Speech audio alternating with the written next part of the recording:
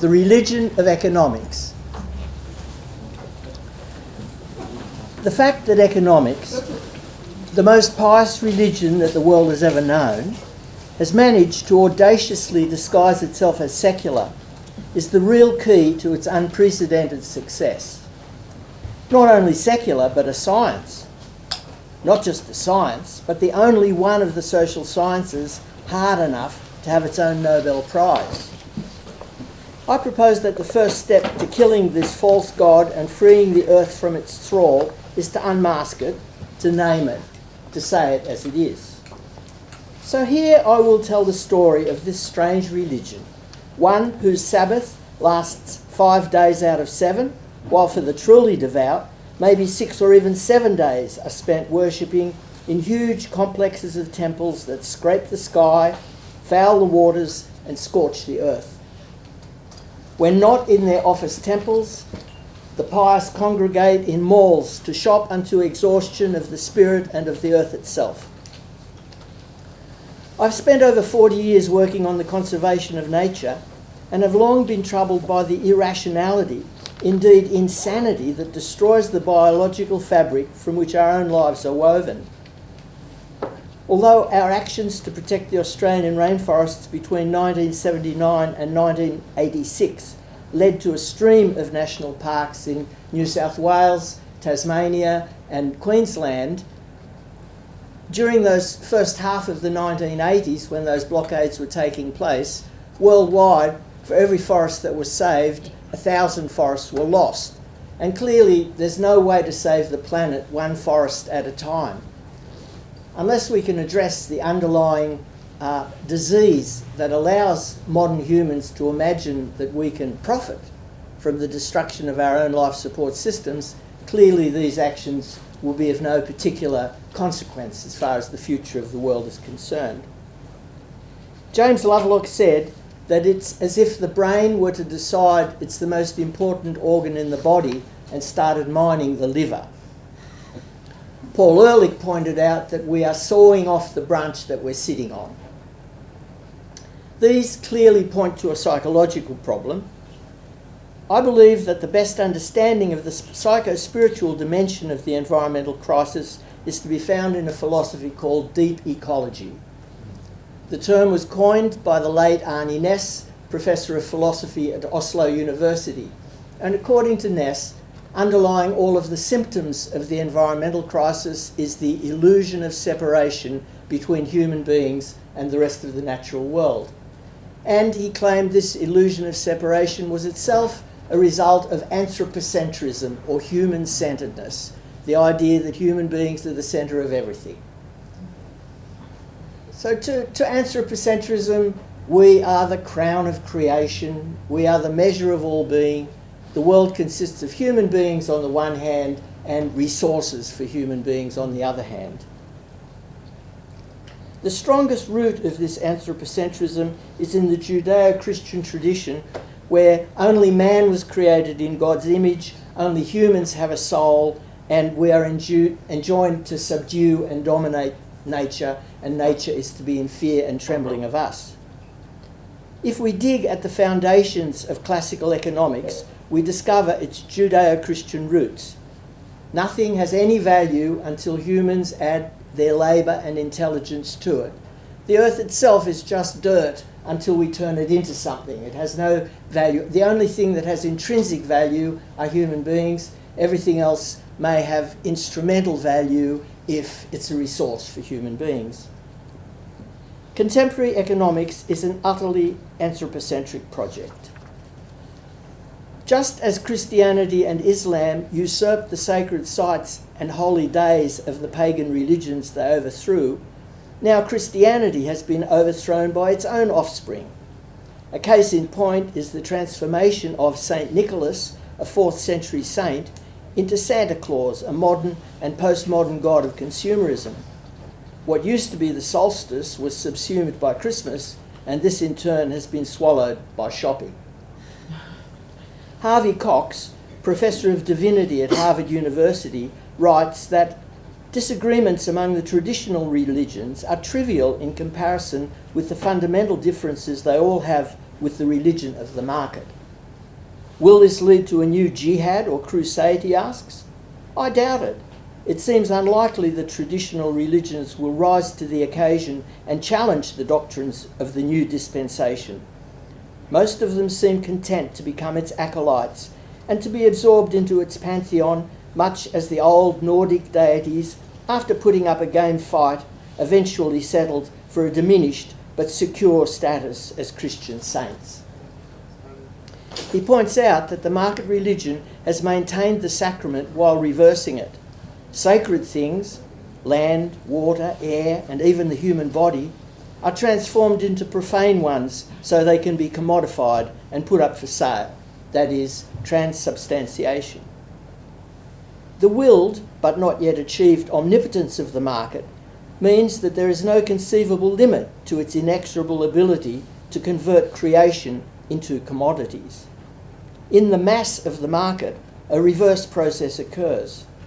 Things that have been held sacred transmute into interchangeable items for sale. Land is transformed from the sacred into mere real estate. We are shocked at the ancient Eastern Islanders who cut down every last tree to build and transport their lifeless gods of stone. Yet in our blind devotion to the god of economy, we repeat their insanity on a truly planetary scale.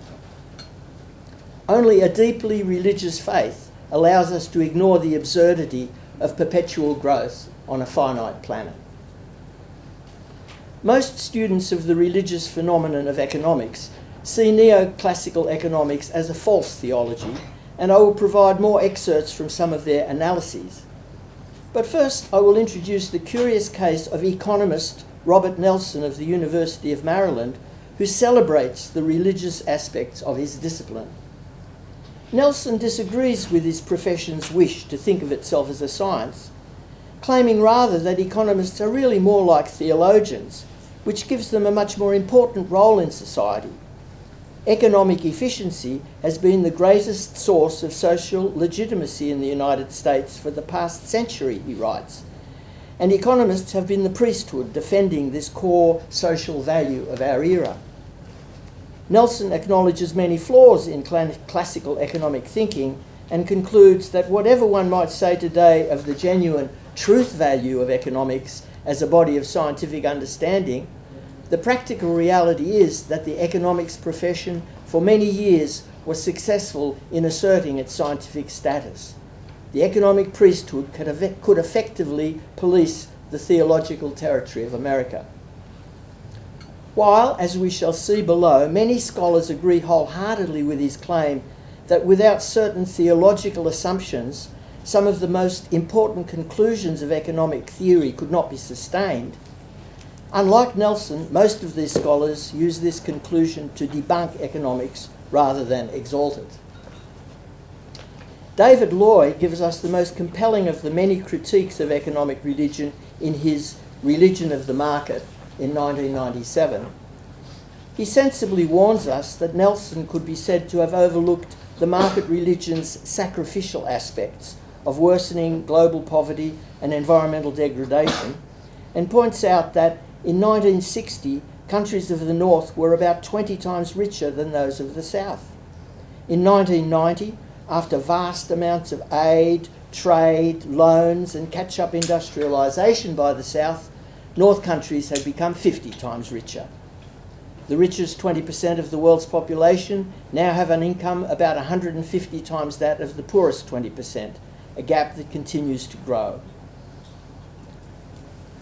The world's 2,153 billionaires have more wealth than the 4.6 billion people who make up 60% of the planet's population. The richest 1% bag nearly twice as much wealth as the rest of the world put together over the past 2 years. A tax of up to 5% on the world's multimillionaires and billionaires could raise 1.7 trillion a year, enough to lift 2 billion people out of poverty. The market religion's sacrificial aspects. We might imagine that this situation arises somehow accidentally, an unanticipated contingent effect of the economic religious structures that rule the world. A closer inspection, however, reveals a much more sinister picture.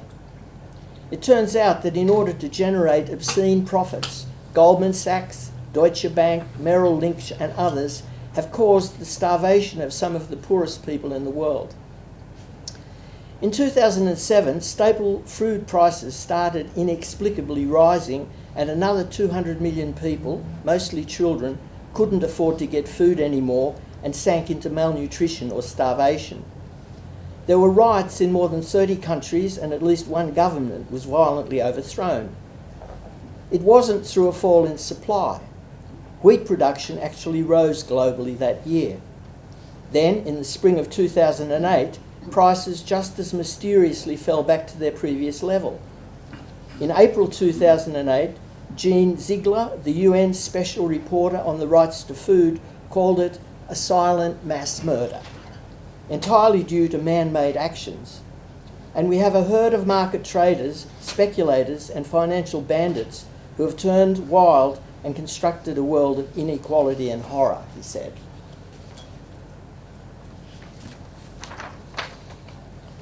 The god of the market's hunger for sacrifice would put the god of the Aztecs to shame. Here's how it works. Throughout the 20th century, farmers have had mechanisms, futures markets, whereby they could insure themselves against crop failure or the collapse of prices. Throughout the 90s, Wall Street traders lobbied for the abolition of the regulations that had hitherto restricted these mechanisms so that only those directly involved in food production could use them, and suddenly these contracts were transformed into food speculation derivatives that could be traded without reference to the foodstuffs themselves. Previously, the economic system of supply and demand ensured that only 1 billion people went to bed hungry. After this deregulation, the cost of food was determined by the value of speculative food contracts, not by the availability of food itself. Jayati Ghosh is a professor of economics at the JNU in New Delhi. Asked if this bubble that is being was a bubble being deliberately created by finance, she replied, "Yes, absolutely. There is no other way to put it. You have a massive expansion. It sounds incredible, but world rice prices increased by 320% between January 2007 and June 2008. So in just 18 months, you have a tripling of world rice prices. World wheat prices go up by 240%. Maize prices by 218%. Crazy increase in the trade prices in these commodities. Professor Ghosh points out that the price of other worldwide crops, which are not traded on the futures markets, like millet and cassava, rose very little in 2007. Her research shows that speculation was the main cause of the rise. John Hari explains it thus. In 2006, financial speculators like Goldman's pulled out of the collapsing US real estate market. They reckoned food prices would stay steady or rise while the rest of the economy tanked, so they switched their funds there. Suddenly, the world's frightened investors stampeded onto this ground. So while the supply and demand of food stayed pretty much the same, the supply and demand for derivatives based on food massively rose, which meant that all rolled into one price shot up and the starvation began. The bubble only got burst in March 2008 when the situation got so bad in the US that the speculators had to slash their spending to cover their losses back home. And this is a quote from this professor in New Delhi. The world's wealthiest speculators set up a casino where the chips were the stomachs of hundreds of millions of innocent people. They gambled on increasing starvation and won. Their wasteland moment created a real wasteland. What does it say about our political and economic system that we can so casually inflict so much pain? Perhaps this is what Loy was pointing to when he cautioned in his understated way that Nelson could be said to have overlooked the market religion's sacrificial aspect. In 2009, in order to prevent recession, the failure of the deity to grow, some governments initiated a stimulus, a sacrifice propitiating the god. In Australia, this was done by giving every taxpayer $900 in the hope that if enough people spent this mollifying the god, then the god would be merciful and begin growing again. When the god gets wrathful, he stops growing, we get depressed, people lose their jobs, which provides them with the wherewithal to shop, to participate in the religion. One is reminded of John Steinbeck's book, The Grapes of Wrath, the conversation between the agents for the bank and the poor shit-kicker Dust Bowl tenant farmers whose land they were repossessing on the bank's behalf. As though the bank were a monster, because these creatures don't breathe air, they breathe profits. They eat the interest on money. If they don't get it, they die the way that you die without air. The monster has to have profits all the time. It can't wait, it'll die.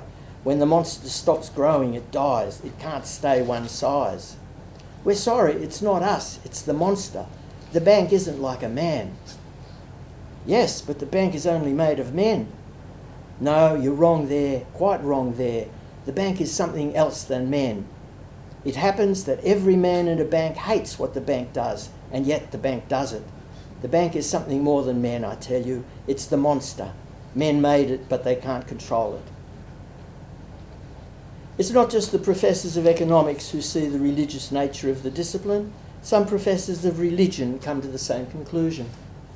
J. McDaniel, a professor of religion from Arkansas, suggested that the dominant faith system of our times contains the complete ecclesiastical apparatus, a priesthood, the economists, whose formulaic mumbo-jumbo nobody really understands, but almost everyone trusts to be effective, a missionary organisation in the form of the advertising industry, preaching the gospel of salvation through consumption, and the church, the shopping mall, where the rituals of the faith are carried out. The ethics of this faith system are summed up by the belief that the highest virtue is to shop. The contamination of soul, society and soil by the corruption that is economic thinking are so pernicious, possibly terminal. What are we to do? It's not much use pointing fingers or being holier than thou. Hardly a modern person is exempt from this religion, for even if we are not active in the congregation, still all of us are members of the sect as we drive our carts towards oblivion with their attendant inevitable emissions and paving over of the land. All of us are fouling the earth. Yes, some have their hands on bigger triggers, but we are all in this psychotic trance together. I would like to conclude by briefly exploring some possible avenues whereby we might respond and fight back. I believe that we need a philosophical or religious movement to unmask these insidious powers, a hearts and minds campaign to which we apply the same fervour that we bring to bear in our campaigns to protect a special place or an endangered species, for no place or species is safe from the scorched earth policies of this God. Bringing all the force of metaphor and poetry to this struggle, we will throw the money lenders out of the temple of the immaculate biosphere. We must defrock economics, strip it of plausibility, rescind its Nobel Prize, publicly humiliate it, and provoke laughter at the posturings of both the naked emperor and his servile, obsequious courtiers. I've been thinking about this for a while, and I was going to play the World Bank song, which I wrote in 1995 when I was first started thinking of these things, but we have certain technical hitches, and so Peter's filming this, and the recording of this, which will be, I'll send you all a link to, if you give me your email, we'll include the World Bank song.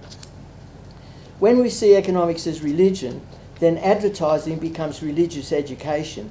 And I believe that a critique of advertising is a strategic place to begin a campaign to undermine the religion. In her essay, Small Wonder, Barbara Kingsolver informs us that puppeteers of globalised commerce fund their advertising each year with more than $100 spent for this planet's every man, woman and child. One often hears the argument that there's nothing we can do about greed, about the constant desire to purchase more and more stuff to fill the gaping hole in our souls, because this is only human nature. But if this is so, why the need to spend more money worldwide on the hypnotic deluge of religious indoctrination to reinforce this sickness than on all other education combined. More than $800 billion a year to reinforce greed and placate the economic god. To this we must add the free advertising which sustains this paradigm, the hypnotic litanies in every news broadcast telling us endlessly of the vagaries of the stock markets, of the minute rises and falls in the relative values of various world currencies. What are we to make of this? How come no one complains of the stupefying boredom and uselessness of this information? We are like force-fed beasts, consumed by consumption, living matrix batteries whose life purpose is to ensure that the god of economics remains fed and warm. The work of exposing and deconstructing the calamitous role of advertising is well underway. Adbusters magazine has been doing a great job of stripping the emperor of the veils of illusion behind which he hides. The Story of Stuff by Annie Leonard provides a very popular online analysis, while Reverend Billy of the Church of Life After Shopping wittily thumbs his nose at the false god. But these are tiny beginnings and the hour is getting late. We need to build these beginnings into a movement that redefines what it means to be successful, what it means to be abundant. Fueled by advertising, we dig the earth up and chop it down to make the goods which we can stuff into that great big hole where our souls used to be, each item promising that this time it's going to work. Buy me and you'll finally feel all right.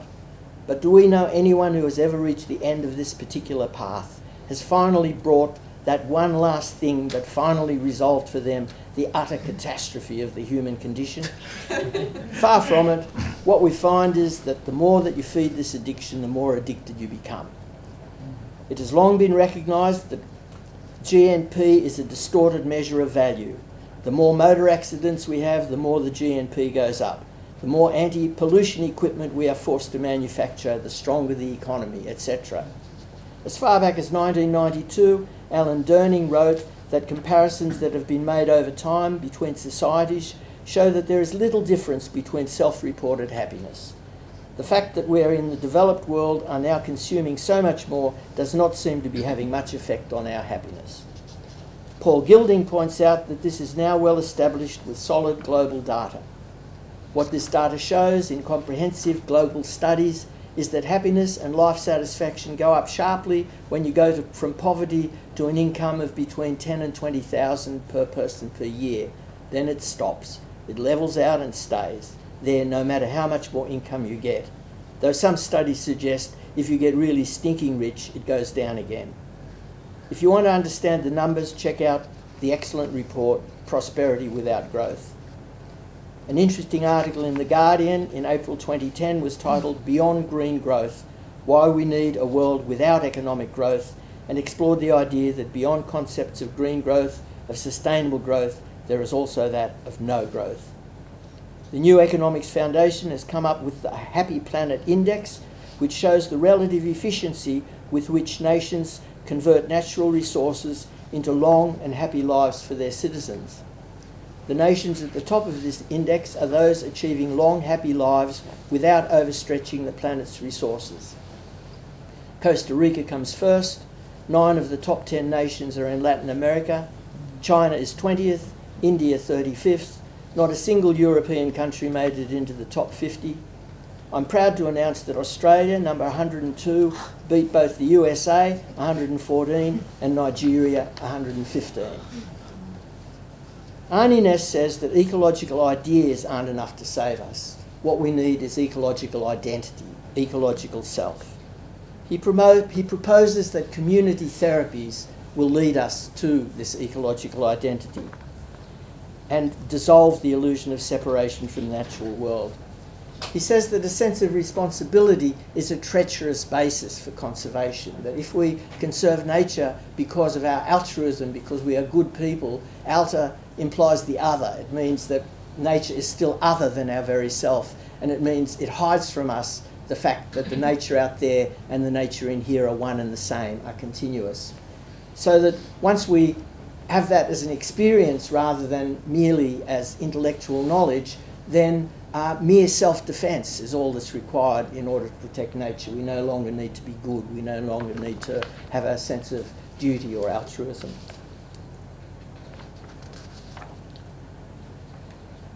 Arne says that the requisite care flows naturally if the self is widened and deepened so that the protection of free nature is felt and conceived of as protection of our very selves. That is, it's no use sacrificing our desire for ever more material junk. We have to stop wanting these things, stop finding them pleasurable rather than bravely foregoing their pleasures. Like with any addiction, we must ask, what is the real underlying problem? What is it we're not facing up to and avoiding by our consumption habits? All this intersects with deep ecology around the question of value.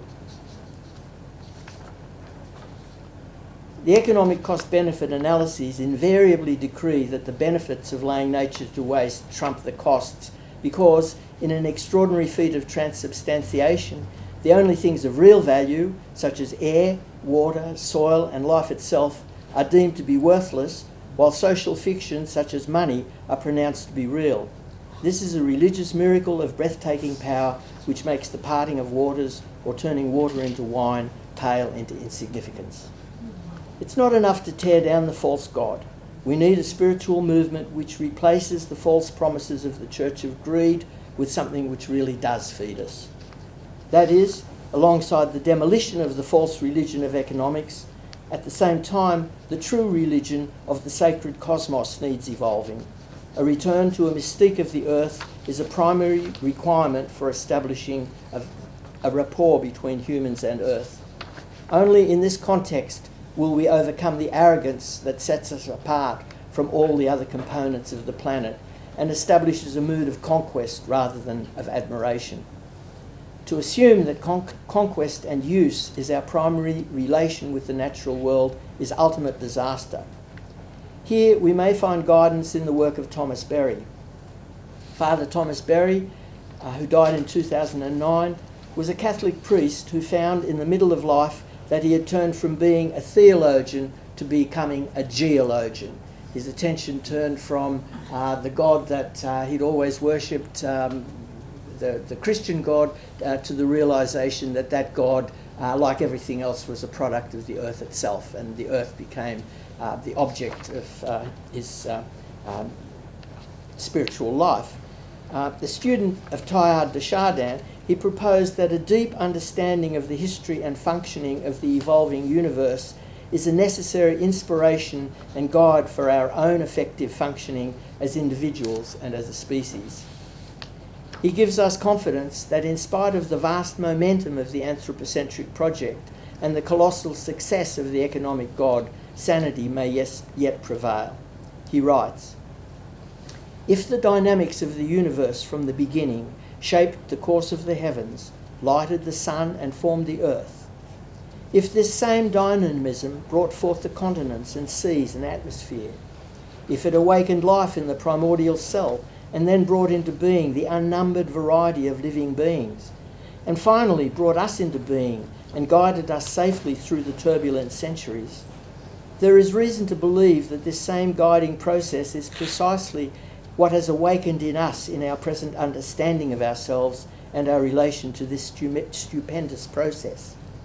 Sensitised to such guidance from the very structure and functioning of the universe, we can have confidence in the future that awaits the human venture." So this is the first time I've given this presentation. It was based on the research that I did for a chapter that I wrote in 2011 for a book called Social Ecology, published by the University of Western Sydney.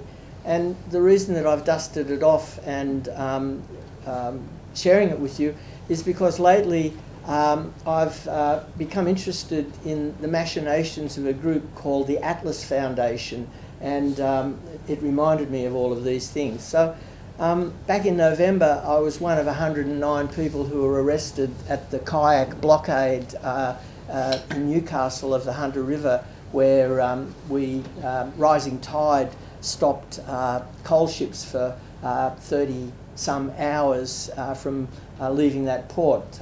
The port of Newcastle is the largest coal port in the world, and more than 1% of all of the world's greenhouse gases are shipped out of that port. And so more than 3,000 people came to that protest. It was quite incredible. 109 of us were arrested. And while I was in the holding pen waiting to be processed. First time I'd been arrested in 25 years, but I found it's like riding a bike, you know. While I was there, I ran into some extinction rebels from South Australia who invited me to a protest happening 2 days hence in Sydney, opposite Parliament House in Macquarie Street, where they were doing a protest outside one of those skyscrapers in Macquarie Street. And on the first floor there was the Centre for Independent Studies. So I went along and handed out leaflets while these brave women threw eggs full of paint up at the first floor windows and graffitied the pavement and the windows of the building before they were arrested. And reading the leaflets that I was handing out, I found out about the Atlas Foundation, where they run between 500 and 600 think tanks around the world, and the Centre for Independent Studies is one of a dozen or so in Australia. More than $800 million a year in funding goes to these think tanks, funded by Mobil, Exxon, Shell, Gina Rinehart, Rupert Murdoch, all the suspects are behind it. And the purpose is to pollute the information landscape so that there's the appearance of controversy where no controversy is possible any longer, where they'll find a scientist in some other discipline who's got a bee in his bonnet about something, and they'll publish the hell out of him and make it look as if there's still doubt, where there's the most solid scientific consensus that the world has ever known now, but they're unwilling to stop digging the world up and tearing the world down and sliding us into oblivion, the Atlas Foundation is behind it. And that's why I've felt that there's no way that Rising Tide is going to succeed in building the social movement that they rightly believe is the only thing that's going to be able to stand up to those vested interests, is a powerful social movement. And until there's a level playing field, until the disinformation campaigns, it's interesting because as I came out of the underground station at Martin Place in Sydney to go to this action, there was a much bigger demonstration going out in the street, and it was a bunch of irate farmers from Yass demonstrating against wind farms, and the leaflets that they were handing out contained paragraphs which were word for word identical with similar leaflets in Canada and in other countries. That, it's exactly the same playbook that's being used to manipulate people, and the same lies are being told everywhere. And so I just feel like, that it just reminded me of the God of economics, and that there was a great action in Melbourne, I think only a month ago. Again, it was Extinction Rebels had Atlas Lies, Planet Dies. Was anyone here at that action? I saw it on TV anyway, and so I just thought that I would like to introduce the God of economics as a sort of, and the latest incarnation in the Atlas Foundation. So with there, I'd just like to hand it over to questions or discussion. What do you reckon? Can you tell us more about the Atlas Foundation? Well, I had a bunch of slides from with that information on it, but yes, I do have some more here. I can project them. I've got them. I can project them up there. Well, PowerPoint or yeah, okay, give it a try. Yeah. Let's see. We'll just turn that back on. I looked them up and I saw a children's rugby charity. I'll just give it a moment. Warm up. Yeah, like a cover. So the leaflets that I was handing out were eviction notices to the Centre for Independent Studies, evicting them from the building, and the grounds for eviction were running a decades-long disinformation racket masquerading as a research institute, dressing up climate denial to look like respectable scholarship, acting as a key node of the oil and gas-funded Atlas network while claiming to be independent, demanding equal airtime for extreme neoliberal talking points despite the total absence of popular support for your opinions, cloaking oligarchy in the language of freedom. Extinction Rebellion's Facebook post put it thus: "Our brave rebels caused mayhem today at the action at the Centre of Independent Studies in Sydney, the fossil fuel-backed right-wing think tank affiliated with the shadowy global Atlas network. A small but determined group of activists spray-chalked messages in the foyer and on the buildings at 131 Macquarie Street, where CIS is based, and put up mock eviction notices. One rebel, May Guyen, was arrested. The Atlas Network's primary purpose is to create and spread propaganda to undermine any group, individual or idea that poses a threat to the interests of the fossil fuel industry. Funded with grant money supplied by Santos, Shell, BHP, Rio Tinto, Western Mining Corporation and News Corp, the CIS is a key Australian node of the Atlas Network. Through aggressive lobbying and slimy tactics like paying self-declared experts to write misleading scientific papers, push polling and astroturfing, the Atlas Network has helped set back necessary action on climate change to such a degree that we are now in a full-blown climate crisis. People need to know the truth about the Atlas Network and how these think tanks are undermining our democracy and our survival. We have been systematically lied to, misled and manipulated over issues that are of critical importance to our survival on this planet, all for the sake of mega profits for an industry that should no longer exist. We need a worldwide eviction of these destructive information factories. It's time to stop believing Atlas lies and open our eyes.